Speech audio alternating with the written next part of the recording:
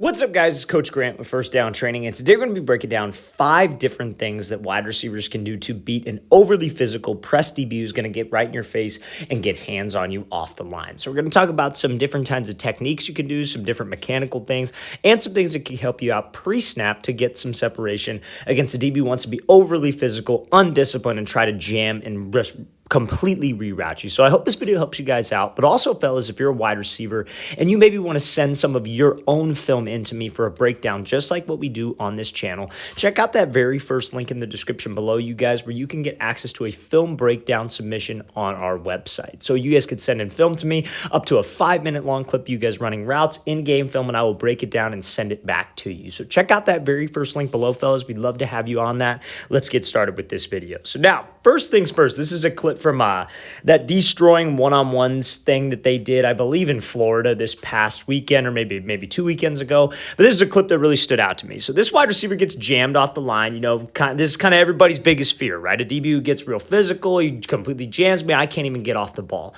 So there's a couple things right off the get that I want to talk about that a lot of people are kind of have misconceptions. So when this DB is coming up to the line, looks like he's going to be physical, looks like he's going to jam. Number one is that we got to make sure that we have a good base. So that's something that this wide receiver doesn't really have right here. You see how his back foot is super wide, his back leg is extended. So I think even if he was ready for this jam, and we're going to get to that in a second, and we're going to talk about a release that you guys can use against this type of jam in a minute.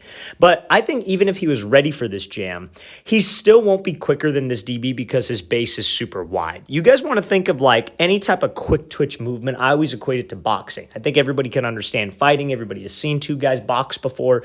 And when those boxers are throwing, are their feet super wide?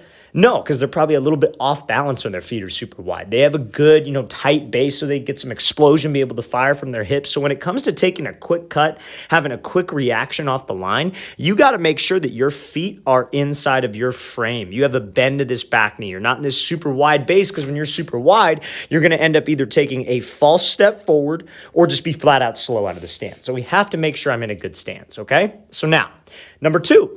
This could be one of the more unrealistic situations that a lot of people are faced in because, again, no pads, t-shirt and shorts, I get it. But there are times where, you're at a camp, you're in practice, and you're put in this situation. Sometimes you're trying to impress a coach, impress a scout, and you got to be able to do this. So when you get a DB who comes up to the line, number one, I think this might be offsides. His foot is on the line, and it looks like he jumps the snap count, right? So something that a lot of people don't understand about one-on-ones is that DB's at an advantage when it comes to the snap count. Because why would a quarterback ever go on 2? I tell my quarterbacks, hey, if you guys are in one-on-ones, do a hard count. Say set, go, and see what that DB does. Because if he wants to jump a snap count like this, that's 5 yards. Let's move it up, right? And again, it's one of those unrealistic things.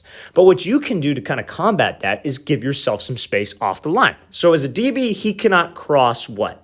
He cannot cross this line. I know his foot's on the line in this clip, and that might be offsides. But when you're faced against a DB like this who's right in your face, and it's one-on-ones, just step off the ball. It's not a big deal. Create some space for yourself. You could line up all the way back here if you wanted to, because he cannot cross that line, and that automatically gives yourself space. Because, fellas, we have to give ourselves an advantage in that situation, right? When he's right up on the line, he's jumping the snap count, he's trying to get hands before we're even ready to go off the ball. In a real game, he can't do that because you have pads on, and he's going to get a 5-yard penalty if they go on 2s. And if he's going to try to guess the snap count, he's going to have to be watching the ball, which he's not supposed to do anyways. He's supposed to be watching you and reacting off of you. So, fellas, you get this type of DB, this situation, step off the ball. You do not need to be right up on that line of scrimmage. Nobody said you had to. When it's one-on-one, 7-on-7, 11-on-11, when it's a little more realistic, they can't do that, but you're going to get a more realistic look from the DB when it is that situation. So let's play this full speeds. Those are just pretty much 3 things that, fellas, you can do. Now we're going to talk about how to read and know when a DB is going to come at you with that jam. So off the line, this clip right here, I'll play it again full speed. In the last clip, it looks like these receivers don't have plans. When you guys are coming up to the line and it's press coverage, you should have a plan for this guy.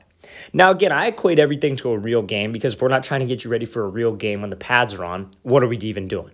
So when you're in a real game, and you know that you're going up against a DB who's physical, likes to get hands, we should have a plan for that going in, right? Playing the wide receiver position should not be this overly complicated thing where you're thinking about 30 different press releases, 30 different situations off the line. No, you got to have a strategy going into that game.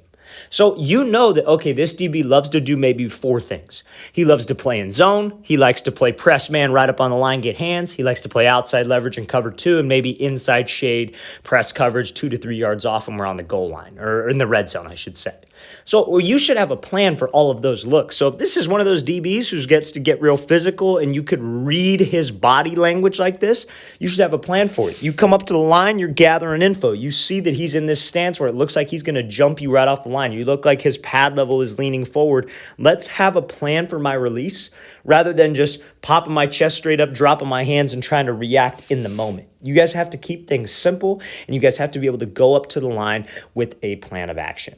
So let's play this thing again, full speed one more time. Then I will show you guys a great release that you can use to combat that physical DB. So again, make sure, fellas, we have a plan and we know what we are walking into.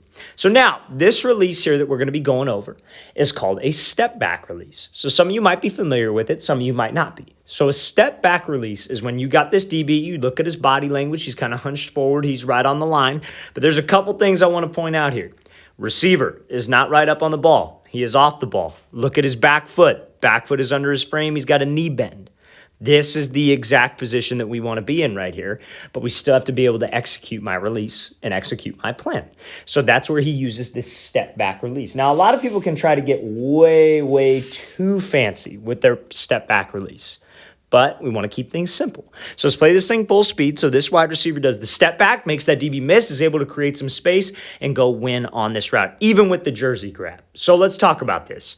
It is all about creating some space for yourself for you guys to operate in this situation. So that comes from either stepping off the ball, using this type of a release, maybe setting him up with a split release, whatever it might be. There's a couple different releases you could use, but this is my favorite one. So a step back is essentially where you take your front foot and you just step backwards.